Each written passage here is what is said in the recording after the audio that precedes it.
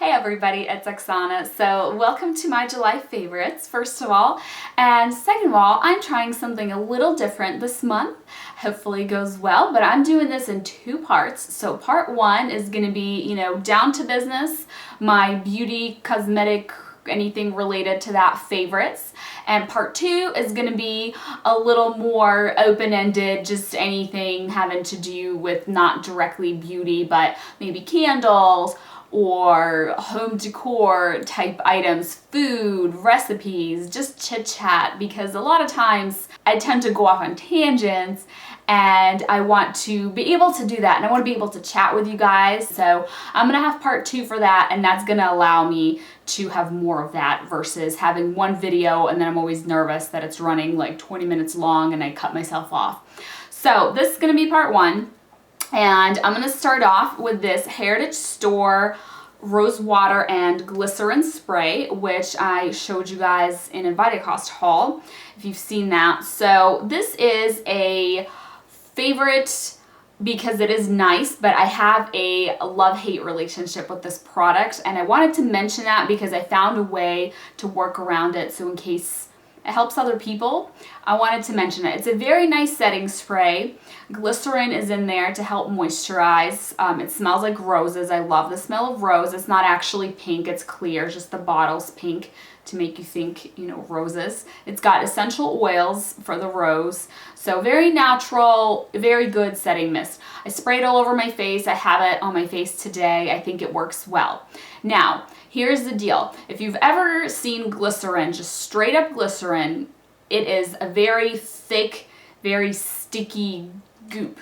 So diluted like this, you don't really notice it, especially on your face because your makeup absorbs it and you're not like touching your face. However, on other parts of your body, I do notice stickiness. So at first when I started using this, I'm like, oh, this is great, I'm loving this. And then I would be like, my chest and like my shoulders are so sticky, like what is on me? And it took me a few days to finally figure out that it was this spray. I would just spray it all over after putting on my makeup, and it would get, all up in here, and I would be really gross and sticky, and I'd be like washing my chest in the middle of the day because I'll be like, I don't know what's going on. So be careful of that, and if you notice it, then it might be this spray. What I do now is I put down a towel just to cover the front of me, and then I spray it on, and problem solved. So easy solution.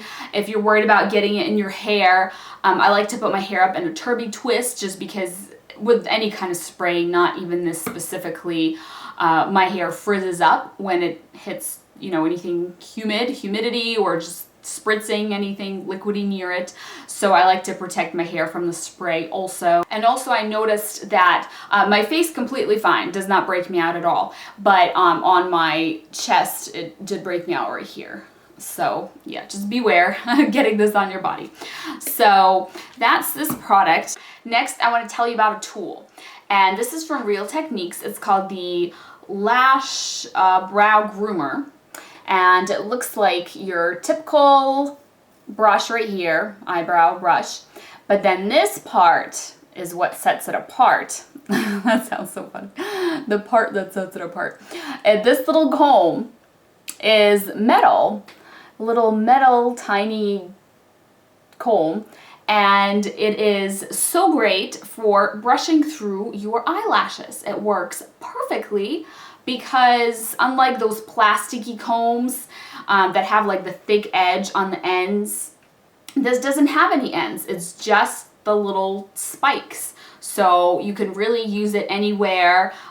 These little bristles are nice and thin. The only problem is the mascara gets stuck in between them, so you really need some kind of other brush or maybe a toothbrush to kind of like scrub it down to clean it. But it works really great if you want to brush through your lashes and really separate them. I think this works really good for that, and this is just a neat little tool to consider if you like brushing through your lashes. Next is this mascara from Hynt Beauty, and I told you guys I was going to mention this in my favorites, and I'm mentioning it now because I've been using it the whole month. I raved and raved about it when I first got it. It's got just your typical brush there, the bristles, not the rubbery things. And I still am absolutely loving it. It's been a month. The formula's dried down a tiny bit. I wouldn't call it dry, but you know, it did change a little bit. It's still wonderful. I have it on my lashes today. I have about 1.5 coats. I didn't go in after it dried and put on a second coat, but I just kind of kept going with it for a while as I was doing that first coat. So I would call that 1.5. I don't know what that is officially called, but I'm still loving it. It is not a super, super dramatic mascara, but it can definitely give you decent length and volume if you're looking for something kind of in the middle. You know, there's mascaras that are just very natural, subtle, like just dye your eyelashes black and you don't get much more out of them. And then there's mascaras that are just really like, bam, major lashes. And this is kind of in between. But what's really special about this mascara for me, considering it's an all-natural mascara, is it does not smudge or flake, which is miraculous because I always had that problem and I gave up on natural mascaras for a while. So this is really fantastic. It's made me believe in natural mascaras again. It's very, very exciting. I definitely recommend you guys check it out. It's about 20 bucks or 22, something like that. And I still, you know, no flaking or smudging or anything like that. So I'm still very, very happy. I've been trying to figure out like what makes this different. And I think part of the reason is that it's lightweight and it doesn't weigh my lashes down so they don't rub right here. So I think that helps contribute to the no smudging. Next, I want to tell you about a nail polish. Now, I don't always wear nail polish, but when I do, I usually wear Zoya. I love Zoya. This is the bar, what are these called? Pixie dust. So it's just gorgeous. Let's do this up close. Take it all in. I have it on my nails right now. I only have 2 coats of it and I have nothing underneath. And it's just so pretty. It's like a disco ball exploded all over your nails. So if I want to have gorgeous glittery nails, but I don't want them to be like a bright color, I think this is perfect for that. They're glam, but they're also a pretty neutral, you know, unless the light is shining on them and you see the glitter, you might not notice that you have some kind of, you know, cool nail polish on. So I really like that. And what's nice about it is in the summer, you're not wearing sweaters. So these little chunky glitters don't get caught and get like sweater fuzz on them, which is why I did not like this at first when I got it and wore it in winter, because it is, you can feel it. You can feel the chunky glitter if you touch it. Your nails feel kind of like sandpaper, but it doesn't seem to bother me too much right now. So I am really enjoying that. Next, I'm going to show you this lip crayon from Burt's Bees, which is gorgeous. Now, Burt's Bees, they are cruelty-free, but they are owned by a non-cruelty-free parent company. In case that information is important to you, I'm going to try and be thorough now and provide that information when I know it.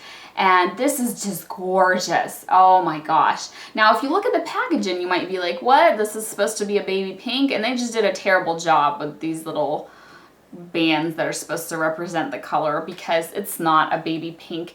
It's a gorgeous peachy shade.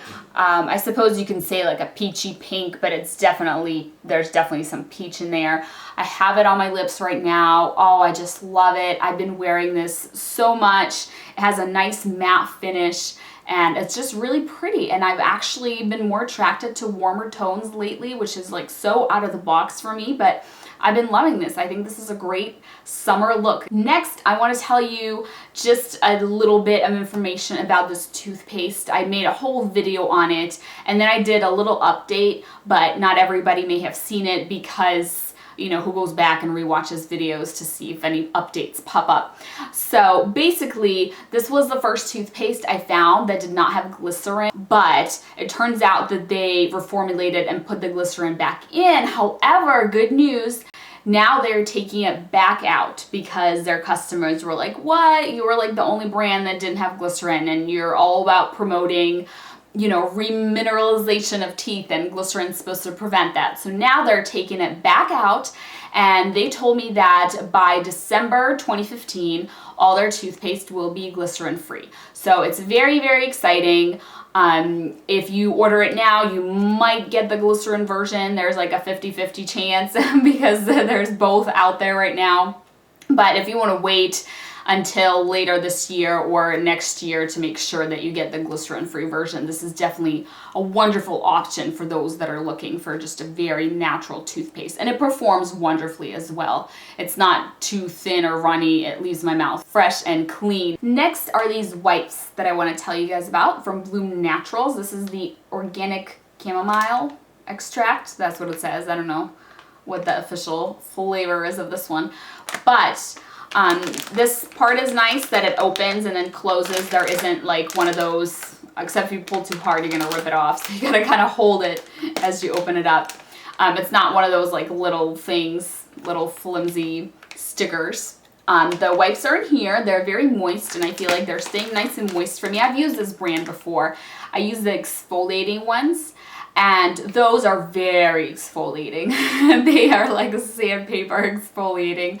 So you have to be a little careful. But I saw these in TJ Maxx for $3.99.